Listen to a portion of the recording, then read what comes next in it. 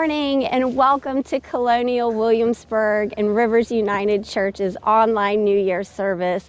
This is a special opportunity that John and I get every year to do a special online message as we give the last Sunday of the year off for our amazing serve team members and staff to spend the holidays with their families. And it gives us a great opportunity to get out and come on site and to share a special message with you guys. So, John, what do you have? Yeah, so we're really excited to be out here. I will tell you this, somehow every time we do this, we pick the coldest day of the year. So we are freezing out here, but we are really glad to be here. And I hope you guys had an amazing Christmas. And as our focus starts to shift from Christmas and the holidays to the new year, that's one of the reasons why I picked it out here, because I don't know how you feel about the new year, but I know a lot of times there's excitement. There's thoughts of, hey, it's a new beginning. It's a new chance to get, all kinds of new things in your life. And we picked Colonial Williamsburg because of that, because a lot of the founding fathers and different people that came here to envision the nation that we have came here to really do that. And it was really a new beginning. I did want to talk to one other person, though. The person that maybe feels like, hey, it's a new year, but it's not quite as exciting for you. Because while the holidays are a reprieve, and that's great, now you got to face your real life. And sometimes that brings a tremendous amount of anxiety and even depression. But here's what I want to tell you. No matter what circumstances you're facing, whether you're excited about the new year or whether you have anxiety and depression and there's just a lot of things that you're facing that's difficult, I believe this, that God has a word for you today. And I want to be able to share it with you and to lay a foundation for a new beginning, no matter what you're facing, that God has a vision for your life that is amazing. And we're going to do that based off of a book in the Bible that maybe you've never read. It's an ancient book called Ezra. And we're going to take a look at that today. And I can't wait to share that with you. So I want to tell you a little bit about Ezra. Ezra came at a time when the nation of Israel had been in captivity for 70 years. He was a scribe to King Artaxerxes, the Persians. And a scribe means somebody that's an expert in the law or an expert in the Old Testament. And I thought it was kind of fitting to be here in Williamsburg, and we're in front of George Wythe's home, who was a law professor and one of the first signers, actually the first signer of the Declaration of Independence. So it kind of fits with what we're talking about with Ezra. But Ezra recounts in his book, and that's kind of what I want to do, is he kind of starts off by remembering the first wave of people that came back to the Promised Land after 70 years of captivity. I want you to think for a minute, what would that feel like? I think they felt expectant, right? That, hey, some of them were old enough, even though it was 70 years, some of them actually had lived in the Promised Land before, and they remembered what it was like. Some of them had never been there, but all of them were expectant. All of them were hopeful, much like we are for a new year. But when they got there, nothing was like it was before. They used to be a military might, and now they're not. In fact, they don't even have a military. We just heard a cannon fire here, which is awesome. But they didn't have a military at all. They didn't have a temple anymore. In fact, the ruins of Solomon's temple were there, but most of them were even gone through. And so it's like nothing was like it once was. And so they started constructing to build something brand new. And it was much harder than they anticipated. In fact, they had opposition from the people that lived there. They didn't like them. In fact, they came and beat them up. They lied about them. They betrayed them. They tricked them. They told Artaxerxes all kinds of lies, and it stopped the construction for a long time. But they kept going. They decided to go ahead and build, and they built the foundations for the temple. And even before the temple was constructed, they decided, hey, you know what we need to do? We need to worship God. And so they came around the new foundation of the temple, and they started to worship. And I want to tell you what happens next. Here I am in front of Bruton's Parish in Colonial Williamsburg, and I wanted to share a passage with you from Ezra chapter 3, verses 10 through 13. When the builders laid the foundation of the temple of the Lord, the priests in their vestments and with trumpets, and the Levites, the son of Asaph, with their cymbals, took their places to praise the Lord, as prescribed by David, king of Israel. With praise and thanksgiving they sang to the Lord. He is good. His love toward Israel endures forever. And all the people gave great shout of praise to the Lord, because the foundation of the house of the Lord was laid. But many of the older priests and Levites and family heads who had seen the former temple wept aloud when they saw the foundation of this temple being laid, while many others shouted for joy. No one could distinguish the sound of the shouts of joy from the sound of weeping, because the people made so much noise, and the sound was heard from far away. Here is one moment with two responses, the young men shouting for joy and the old men weeping aloud. The same service, the same time, but two very different reactions. So we are here in the Tavern District of Williamsburg, where the young men come to party and celebrate, and the old men come to weep and drink their sorrows away. And so I thought it was kind of fitting for what we're talking about with the young men and old men from Ezra. And so I want to start first with what the young men did. They celebrated. They celebrated what God had done, and they celebrated because they actually got to see progress. And I want to give them affirmation that it's a great thing to celebrate what God is doing in your life. But the warning for them is this, is that they were ignorant. They didn't have a frame of reference. The old men did, though.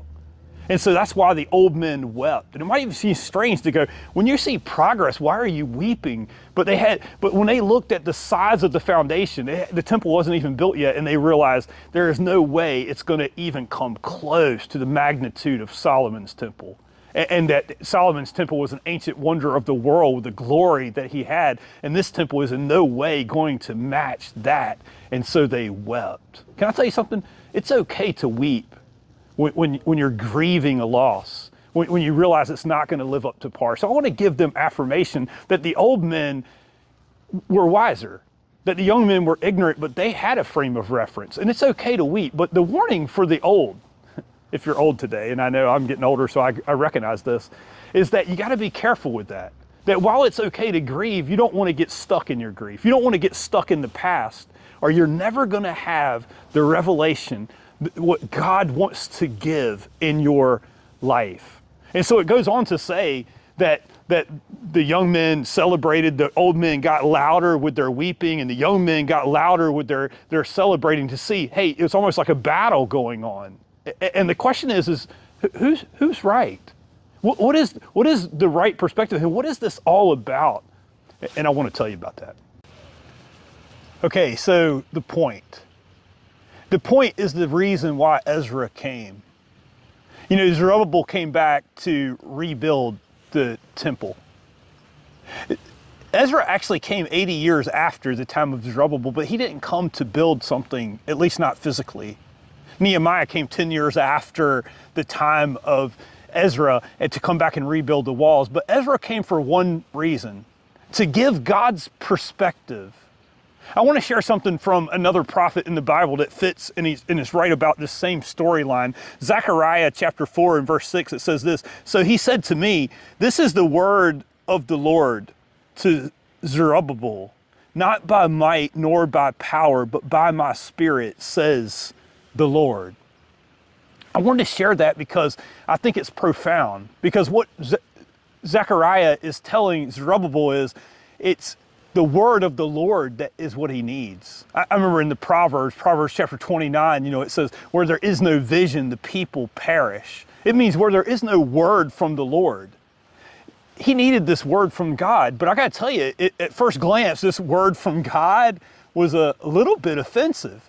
Because what it actually means is this, not by might, meaning that has to do with army. And by the way, you have none. Not by power, that means an extraordinary individual like King David or Solomon, or in our day, like Michael Jordan, if you wanted him on your basketball team, if you go back that far. But he's saying, you're not that. In fact, Zerubbabel was supposed to be their king, but he wasn't even allowed to have the title of king in his day. But he said, by my spirit, says the Lord, that God wants to do something extraordinary. And if you want the vision that God has for you, you know what I think Ezra is trying to teach us? He's saying if you want the vision that God has for you, you know where you have to go first to get it? Worship. And I want to define that for you today. Because if we don't get it, we're never going to get the vision that God wants for us. Worship simply means this. In fact, we learned that in the last series we came off of about the wise men, is that worship means to love God back. It doesn't mean just to love God. Because religion, a lot of religion teaches that we're to love God. But if you try to do that, you're going to burn out. If you can do that, you're not going to make it. If you do that, you're going to be weeping like the old men and despair. And what's going to happen to you is this, is you're never going to get it. And so you have to be able to love God back, meaning that God loved you first. That God sent his one and only son, Jesus, to die for you and to rise from the dead, and is offering resurrection power to have a restored relationship with God. And when you've experienced that, then you can worship God. That's what worship is. It's the overflow. It means that now that you've received God's love, you have it to offer back, and that God then can unlock the vision and the foundation that he wants to give in your life. I want to share with you something else that Zechariah the prophet said. Zechariah 4 and verse 10, he says, "Who dares despise the days of small things?" You see, the truth is this: we can worship God in any and every circumstance. He's saying to Zerubbabel, what you're doing seems so small. Your foundation of your temple seems small, and you can look at it that way, but God wants to do something extraordinary in it. And so whether you have joy, you can worship God. Whether you have grief, you can worship God. And God can do something extraordinary in any and every circumstance that you face. Haggai the prophet, I know I'm going all over the minor prophets today, but these minor prophets have so much wisdom to give us. Haggai chapter 2 and verse 9 says this: "The glory of this present house will be greater than the glory of the former house, says the Lord Almighty." How could that be? If it's smaller, if it's not as spectacular, why on earth would this temple be greater than the one of Solomon? Can I tell you? Because 400 years after it was built, Jesus Christ, the Messiah, Jesus Christ, the one and only Son of God, walked into it and used it as his platform to say this, that I am the light of the world. Maybe you need that enlightenment today. They had no idea that they were building something so amazing that it was going to be the platform for the Son of God, in which he would preach the good news of the world, that he would come and die for the sins of the world and be the Savior of the world, so we all could have a restored relationship with God. That's how important it is. And all of it was unlocked by worship. So can you see what God could do in your circumstance if you were to worship him? In whatever circumstance that you're in, whether you have joy and you're celebrating what God is doing, or maybe you're like the young men and you go, hey, I'm a little bit ignorant as far as what's going to happen, and I don't know, but I'm trusting God and I'm going to worship him. And maybe I'm worshiping him like they did with the foundations of the temple. It's not even complete yet, but yeah, I'm going to start worshiping God even before everything is complete in my life.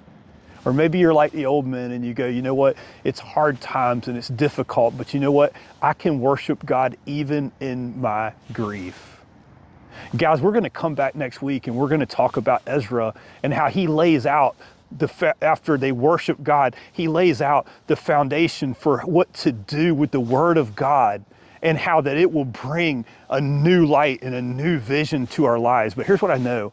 You can't have the vision that God wants to give you until you cry out and worship him.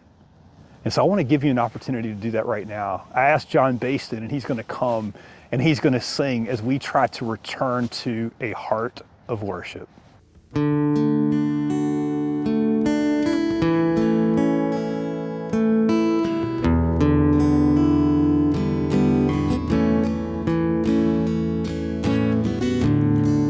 When the music fades, all is stripped away, and I simply come, longing just to bring something that's of worth, that'll bless your heart. Now bring you more than a song, for a song in itself, it's not what you have required. You search much deeper within, through the way things appear. You're looking into my heart. Now I'm coming back to the heart of worship, and it's all about you. It's all about you, Jesus. And I'm sorry, Lord, for the thing I've made it, when it's all about you. It's all about you, Jesus.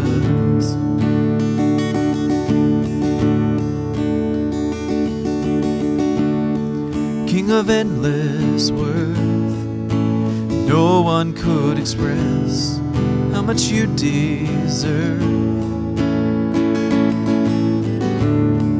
Though I'm weak and poor, all I have is yours, every single breath. Now I'll bring you more than a song, for a song in itself, it's not what you have required. You search much deeper within, through the way things appear. You're looking into my heart. Now I'm coming back to the heart of worship, and it's all about you. It's all about you, Jesus. And I'm sorry, Lord, for the thing I've made it, when it's all about you. It's all about you, Jesus.